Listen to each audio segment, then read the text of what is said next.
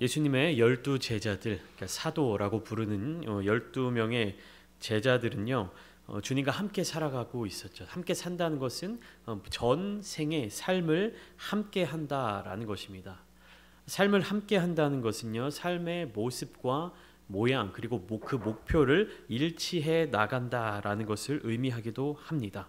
그런데요, 주님을 따르며 주님과 함께 공생의 삶을 살아가던 제자들이 아직 갖추지 못한 것이 있었습니다. 그것이 무엇이냐 하면 겸손함과 낮아짐이었습니다. 예수님은 그 누구보다도 겸손하시고 그 누구보다도 낮아지셨지만 제자들은 그런 예수님의 모습을 깨닫지 못했으며 본받지 못했습니다. 우리가 누가복음을 쭉 읽어 나가면서 이 부분에 대해서 굉장히 제자들의 모습을 보면서 굉장히 큰 아쉬움을 느끼게 됩니다. 제자들은 왜 겸손하지 못했을까? 제자들은 왜 낮아지지 못했을까? 이 겸손하지 못했던 제자들의 모습으로 말미암아 한 가지 논쟁이 발생하게 되었습니다. 그리고 이 논쟁이 발생함으로 말미암아 그 하나 되는 제자 공동체의 모습, 그 연합이 점점 파괴되어 가고 있었습니다. 그리고 이 모습들은 어떠한 모습들로 이어지게 되냐면 하나님을 찬양하고 하나님께 영광을 돌려야 하는데 그 하나님을 향한 찬양과 영광을 자기 자신에게로 돌리려는 모습까지 보이려는 그런 위기에 처해졌다라는 것입니다. 지금 제자들의 모습을 보면 서로 누가 크냐, 우리들 중에 누가 크냐라는 변론이 일어났다라고 이야기를 하고 있습니다. 그렇다는 것은 그 변론이라고 하는 것은 법정에서 사용하는 용어라고 말씀을 드렸는데요. 내가 더 크다, 내가 더 뛰어나다라는 것을 주장하기 위해서 결국 어디까지 나아가게 되냐면 하나님께 찬양과 하나님께 영광을 돌려야 하는 부분에 있어서도 자기 자신의 어떤 능력 혹은 자기 자신의 자랑거리로 삼을 수도 있다는 것입니다. 누가복음에서는 제자들이 어떠한 변론을 서로 나누고 주고받고 다투었는지 각자 제자들이 어떠한 주장을 했는지 구체적으로 나타나고 있지는 않습니다. 그러나 그들의 이러한 변론, 그들의 다툼이 한순간에 지나가는 단순한 사건이 아니었다라는 것은 우리가 추측할 수가 있습니다. 누가복음 9장의 첫 시작 부분을 다시 한번 기억해 보았으면 좋겠습니다. 누가복음 9장 1절부터 6절까지의 말씀에서 예수님께서는요, 제자들에게 귀신을 제어하며 병을 고치는 능력과 권위를 주셨습니다. 그리고 제자들을 각기 마을로 보내셔서 사역하게 하셨습니다. 두루 다니며 곳곳에 복음을 전하며 병을 고치는 일을 제자들이 감당했습니다. 그리고 그 이후에 예수님이 3명의 제자들과 함께 변화산에 올라가시는 내용이 이어지고 있습니다.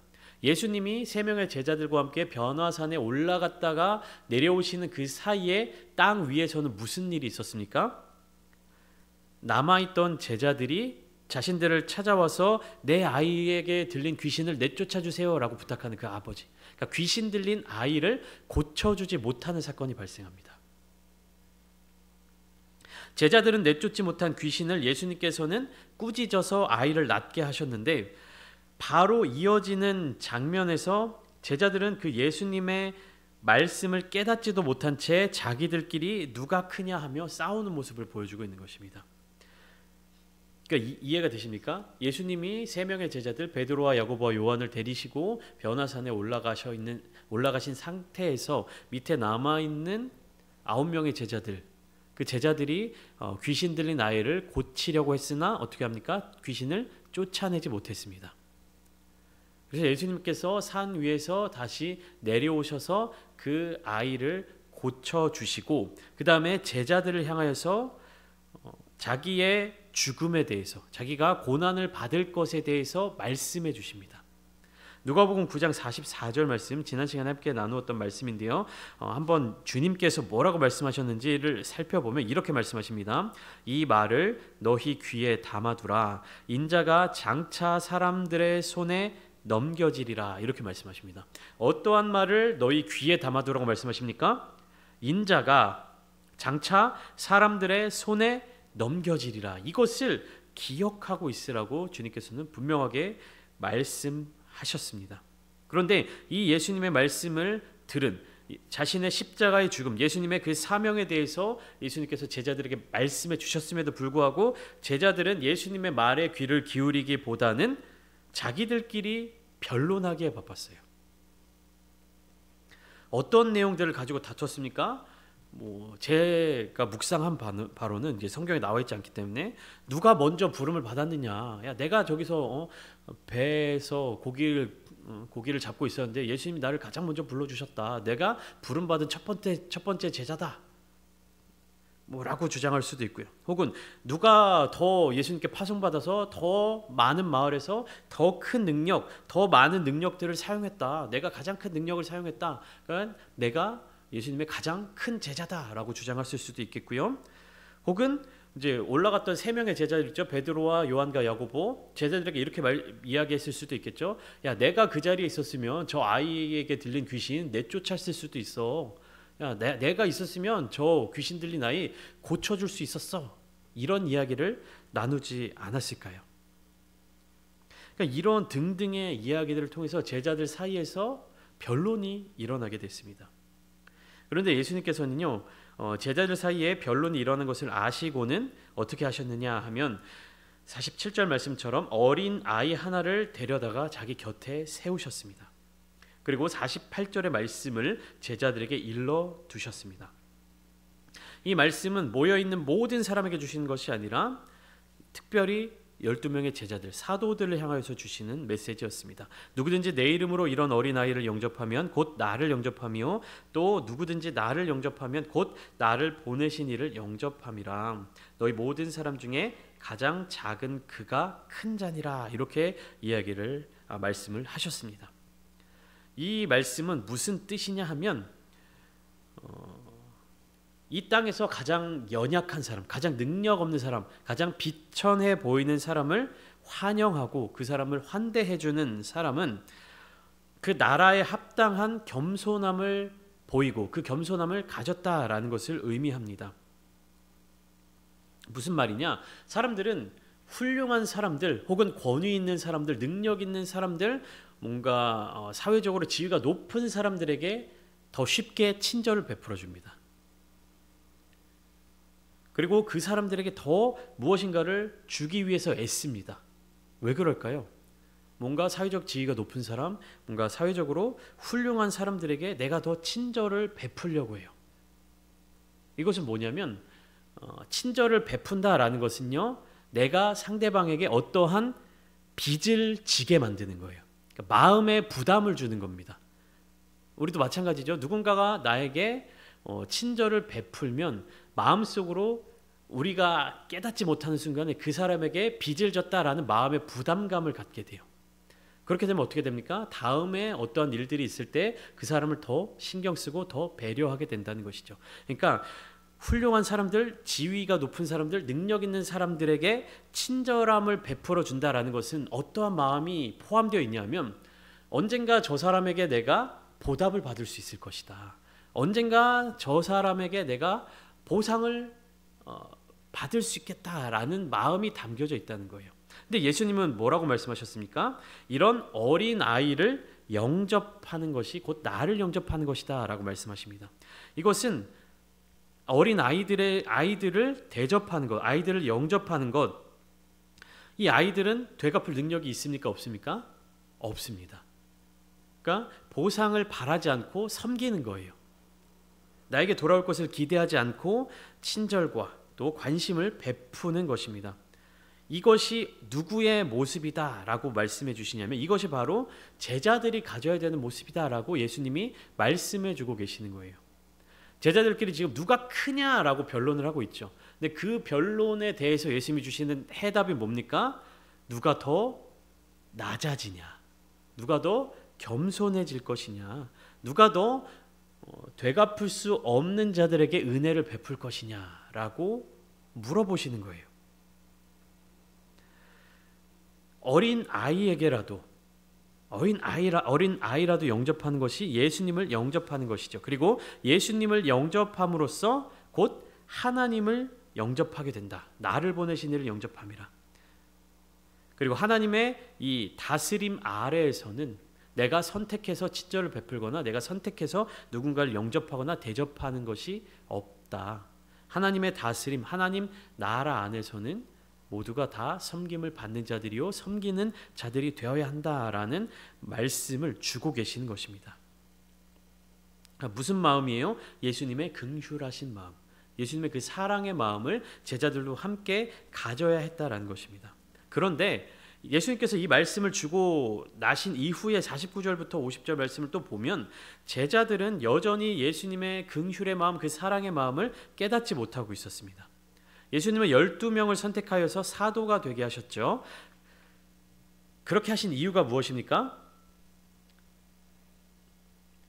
주님이 가신 그 길을 따라오게끔, 주님이 감당하신 그 사역을 함께 감당하기 위함이었습니다. 무슨 말이냐면 12명을 뽑아서 제자로 삼았다라고 해서요, 예수님이 하시는 일, 예수님이 하시고자 하는 예수님이 베푸시고 하시는 능력을 그 12명만 누리고 그 12명만 가지게끔 선별하신 게 아니라는 말씀입니다. 그러니까 그 12명은 많은 제자들 중에서 선택된 사람들이며, 그리고 이 12명이 선택됐다고 해서 다른 사람들에게 주어지는 기회와 자격이 박탈된 것이 아니라는 사실입니다. 여전히 예수님에게는 수많은 제자들이 있었어요. 예수님을 따르는 사람들, 예수님의 말씀을 듣고자 하는 사람들, 순종하는 사람들.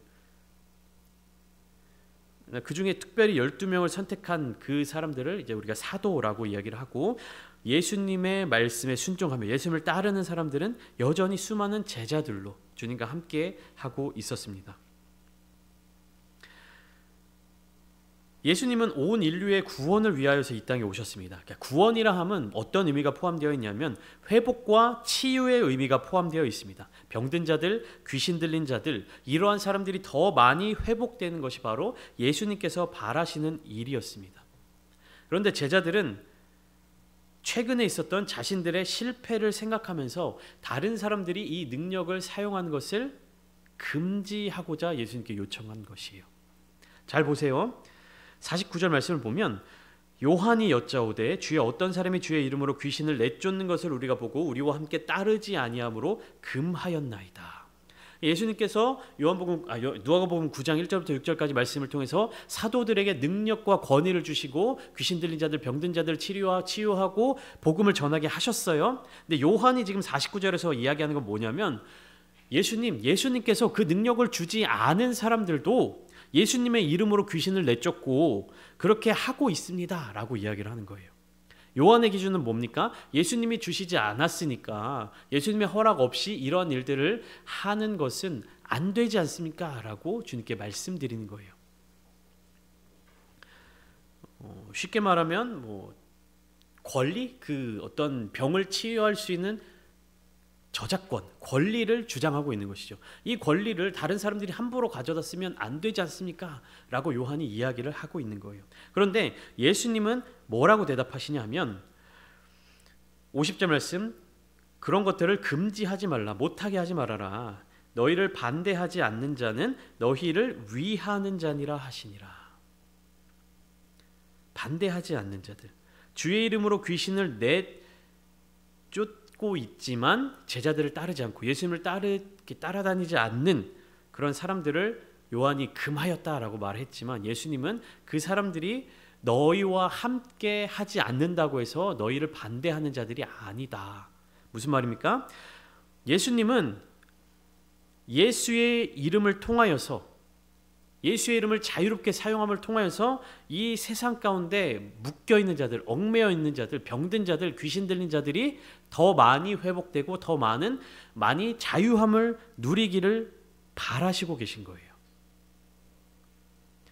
이 일이 더 널리 퍼져서, 예수의 이름의 능력이 더 널리 퍼져서 더 많은 사람들이 회복되고 구원 얻기를 바라시는 겁니다. 나에게만 그 능력이 있어, 나만 그 능력을 행할 수 있어, 나만 그렇게 대단한 사람이야, 나만 그렇게 뛰어난 선지자로서 인정받고 대접받을 거야, 내 제자들에게만 그러한 능력을 베풀어 줄 거야 라고 말씀하시는 것이 아니라, 더 많은 사람들이 예수의 이름의 능력으로 회복과 구원을 얻기를 바라시는 마음, 그것이 바로 예수 그리스도의 마음이었던 것입니다. 제자들은 여전히 예수님의 마음이 어디에 있는지를 깨닫지 못하는 거예요. 자기들끼리 누가 더 크냐 변론하고 있고요. 예수의 이름을 다른 사람들이 사용해서 귀신을 내쫓는 것을 보고 우리를 따르지 않기 때문에 금지했다. 그 이름을 사용하지 못하게, 그 능력을 사용하지 못하게 금지하고 있고요.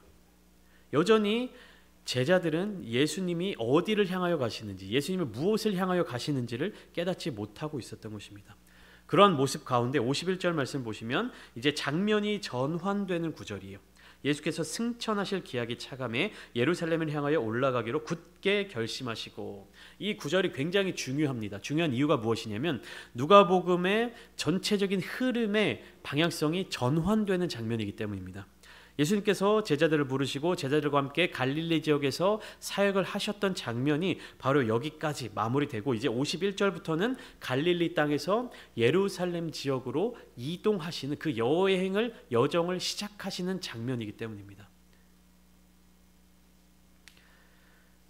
누가복음은 다른 복음서들과 달리 이 누가복음 전체의 상당히 많은 부분을 여행 과정에 투자하고 있습니다. 예수님이 갈릴리 지역을 떠나서 예루살렘에 들어가시기까지의 그 과정을 누가복음에서는 굉장히 상세하게 기록하고 있어요.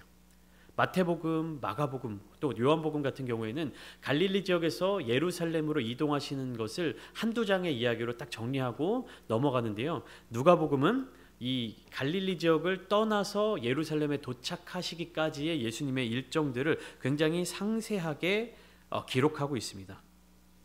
그렇기 때문에 이러한 한 가지 특징이 나타나는데 뭐냐면 누가복음에만 기록되어 있는 다양한 이야기들이 바로 이 누가복음 9장부터 19장까지 담겨져 있다는 겁니다. 대표적인 이야기로 뭐가 있냐면 누가복음 19장의 삭개오 이야기. 삭개오 이야기 같은 경우에는 누가복음에만 기록되어 있거든요. 이 이야기가 예수님께서 여리고를 지나가시고자 하시면서 이제 삭개오를 만나시게 되는 이야기거든요.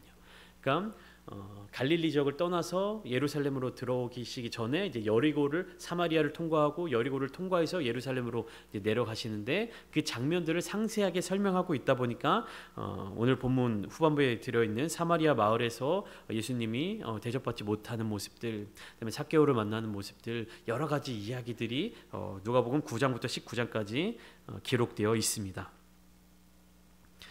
근데 예수님께서 하나님의 계획대로 순종함으로 말미암아 이 땅에서의 삶을 살아내고 계셨습니다. 그러다가 딱 51절에 들어서니까 어떠한 시기가 되었습니까? 승천하실 기약이 찼다라고 이야기를 합니다. 그러니까 제자들에게는 자기의 죽음에 대해서 미리 말씀하신 예수님께서 지금 어떠한 상황인 겁니까? 승천하실 기약이 찼다. 이 말은 뭐냐면 예수님이 십자가의 죽음을 감당해야 될 때가 다가오고 있다라는 이야기입니다. 근데 그것을 누가복음에서는 뭐라고 표현하고 있습니까? 승천하실 기약이 찼다라고 표현하고 있습니다.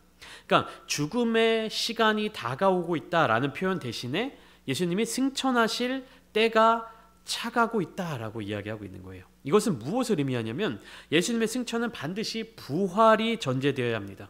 그리고 예수님의 부활과 승천은 이어지는 사도행전에서 동일하게 나타나고 있고요. 부활과 승천은 바로 그 사도들이, 제자들이 능력을 받아서 주님의 복음을 전하는 일에 있어서 전환점, 시작점이 되는 바로 중요한 요소가 되는 지점입니다. 예수님의 승천이.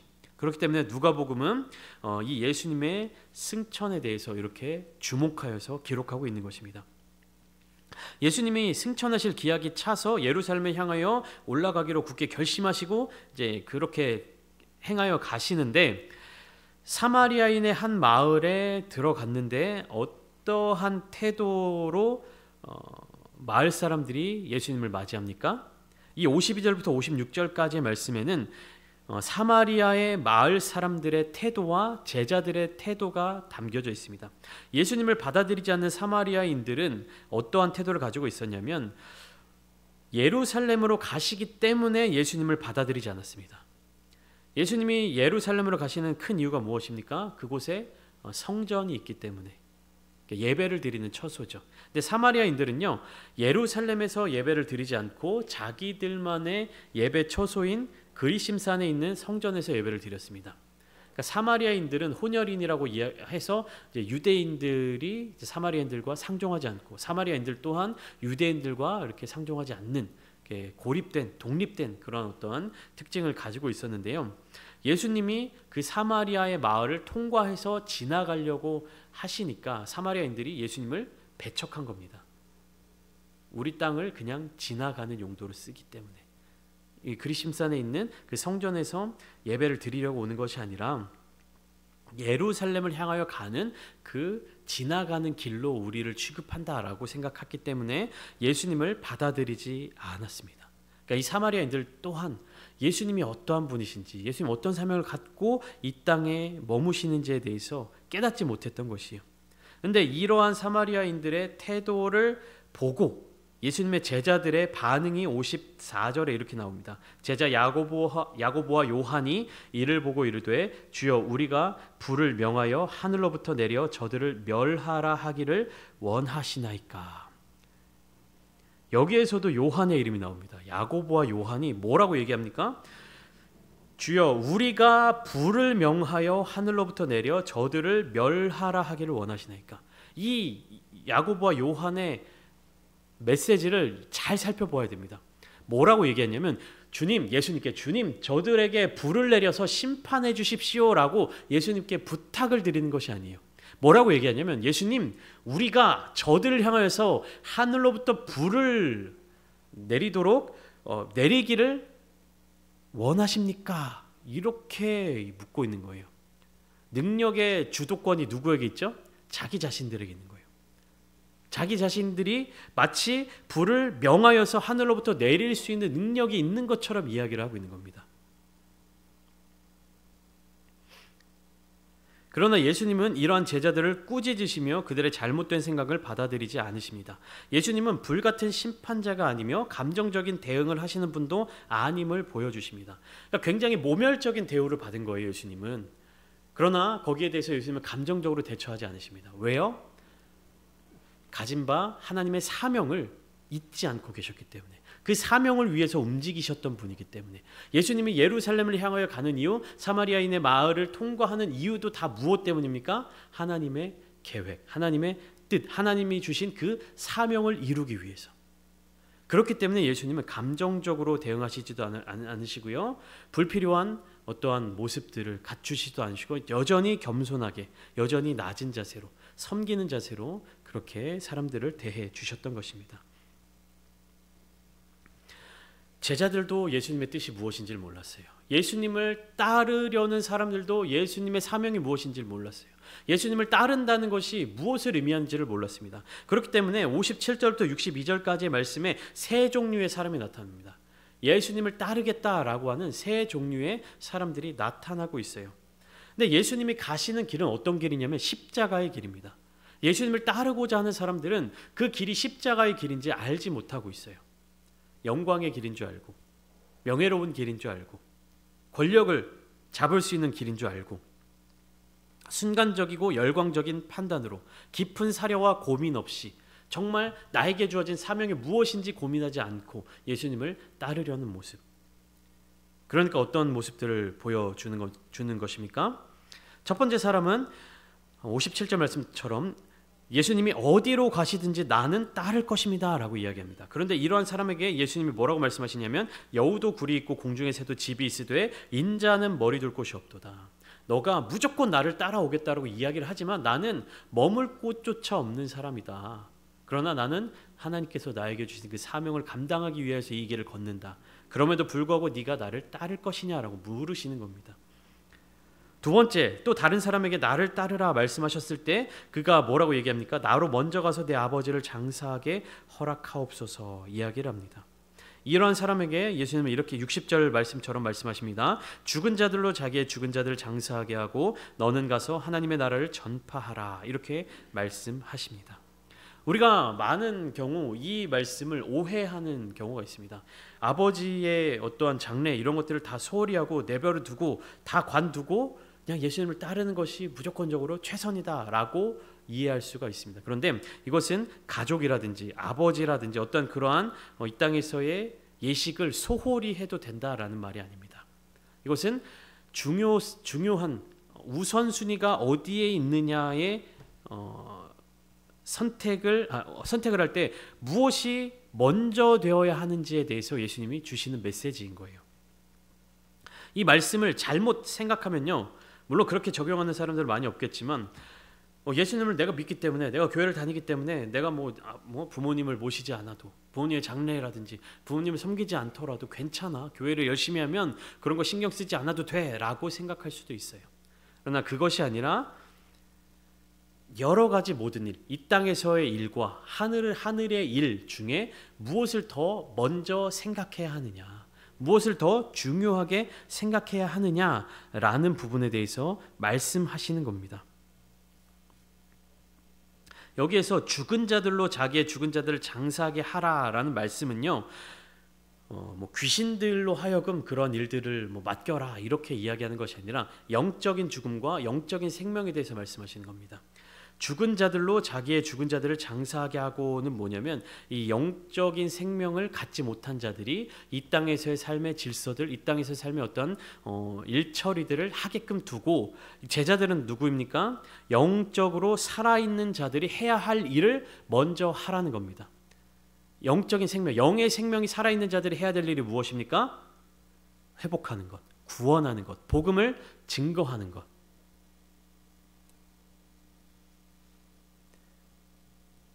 너는 가서 하나님의 나라를 전파하라. 이 말은 결국 무엇이냐면, 너가 영적인 생명을 가지고 있다면 영적인 생명을 가지고 해야 될 일을 먼저 해라 라는 것입니다. 마지막 세 번째 사람이 61절부터 62절까지 말씀에 기록되어 있는데요, 이 사람은 또 조건을 답니다. 주여 내가 주를 따르겠나이다마는 나로 먼저 내 가족을 작별하게 허락하소서. 이 사람에게 예수님이 말씀하십니다. 손에 쟁기를 잡고 뒤를 돌아보는 자는 하나님의 나라에 합당하지 아니하니라. 이 말씀은 무슨 말씀이냐면, 밭을 갈 때 손에 쟁기를 잡는다면 앞에 이제 소가 끌고 가겠죠. 그럼 그 쟁기를 앞을 보고 똑바로 잡고 가야 됩니다. 이 쟁기를 잡으면요, 뒤를 볼 수가 없어요. 뒤를 보게 되면 어떻게 됩니까? 제대로 밭이 갈리지 않게 되고 내가 지금 해야 될 밭일을 제대로 하지 못한다라는 것이요. 손에 쟁기를 잡았다라는 것은 무엇이냐면, 내가 주님을 따르겠다라고 결단한 사람을 의미합니다. 내가 주님을 따르겠다라고 결단을 했다면 뒤를 돌아보지 말아야 한다는 것입니다. 나로 먼저 내 가족을 작별하게 해서 내가 가서 작별 인사를 하고, 또 작별 인사를 하면서 또 예수님을 따르기 전에 처리해야 될 일, 해야 될 일들이 생각나면 어떻게 되는 거예요? 또 거기에 머뭇머뭇되는 겁니다. 또 그 일들을 다 처리하고 주님을 따르겠습니다 라고 하는데, 또 예수님을 따르려고 하다 보면 또 다른 일들이 내 마음속에 딱 걸리는 것들이 있는 거예요. 오늘날을 살아가는 우리들의 삶의 모습을 봐도 그렇습니다. 내가 정말로 신앙생활 열심히 하지, 내가 정말로 예배, 공예배 빠지지 않아야지, 내가 정말로 주님 앞에 기도하고, 내가 정말로 주님 앞에 내 삶의 모든 순간들을 다 드려야지 라고 결단하고 다짐하고 하는 순간 무슨 일들이 생겨납니까? 갑작스럽게 처리해야 될 일들이 머릿속에 떠오르게 되고요, 갑작스럽게 집안에 어떤 일들이 생겨나게 되고요, 갑작스럽게 내가 막 빠져서는 안 되는 어떤 모임이라든지 내가 반드시 책임져야 되는 어떤 일들이 막 등장하는 때가 있습니다. 다시 말씀드리지만, 예수님을 따르는 것, 예수님이 가시는 길을 따른다라는 것은요, 나의 삶을 소홀히 해도 된다라는 말이 아닙니다.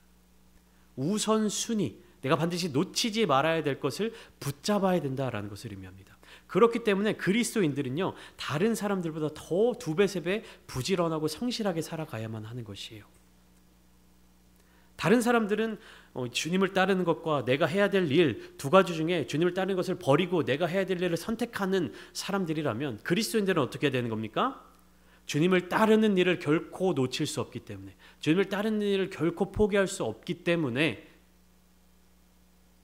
더 성실하게, 더 부지런하게, 더 겸손하게 주님을 닮아 가야 한다는 것입니다. 제자들의 삶의 모습은 아직까지도 예수님을 따르는 자들이 어떠한 모습을 가져야 되는지를 알지 못하는 것 같습니다. 그러나 누가복음을 찬찬히 함께 묵상하면서 또 더 나아가 사도행전까지 이어지는 그 모습 가운데 제자들은 분명한 변화를 보여주고 있습니다. 주님을 닮아가는 모습을 보여주고 있습니다. 그 성령 충만함을 받은 이후에 주님께서 하신 그 사역, 그리고 주님께서 이 땅에서 전하신 그 사역에 이어지는 모든 발걸음들을 제자들이 감당하는 모습을 우리가 성경 말씀을 통해서 읽게 되고 깨닫게 되는 것을 발견할 수 있습니다. 오늘 여기에 모이신 우리 모든 성도님들, 또한 함께 예배드리시는 분들, 우리가 진정 그리스도인이라 한다면, 우리가 정말로 주님을 따르겠다라고 다짐하는 사람들이라고 하면 우리의 삶의 모습이 어떠해야 되겠습니까? 우리의 삶에서 무엇을 중요하게 생각해야 하겠습니까? 주님을 닮아가시겠습니까? 아니면 세상적으로 성공한 사람들의 모습을 닮아가시겠습니까? 우리는 무엇을 위하는 사람이 되어야 합니까? 우리는 무엇을 추구하며 살아가야 하겠습니까? 오늘 이 시간 함께 기도하실 때 우리가 정말 진정으로 예수님을 닮아가게 하여 주시옵소서. 정말 진정으로 우리의 몸과 마음과 우리의 심령이 주님을 닮아가는 자들이 되게 하여 주시옵소서. 주님께서 우리에게 맡겨주신 그 사명 놓치지 않게 하여 주시고, 잊어버리지 않게 하여 주시고, 외면하지 않게 하여 주시고, 주님께서 우리를 불러주시는 그 은혜의 감사함으로 말미암아 주님과 함께 동행하면서 이 땅에서의 사명을 정말로 천국 가는 그날까지 잘 감당할 수 있게 해달라고 함께 기도하시며, 또 우리 교회가 그렇게 주님께 쓰임받는 거룩한 교회가 되게 해달라고 함께 기도하시는 오늘 이 시간 되시기를 주님의 이름으로 축원드리겠습니다. 함께 기도하겠습니다. 하나님,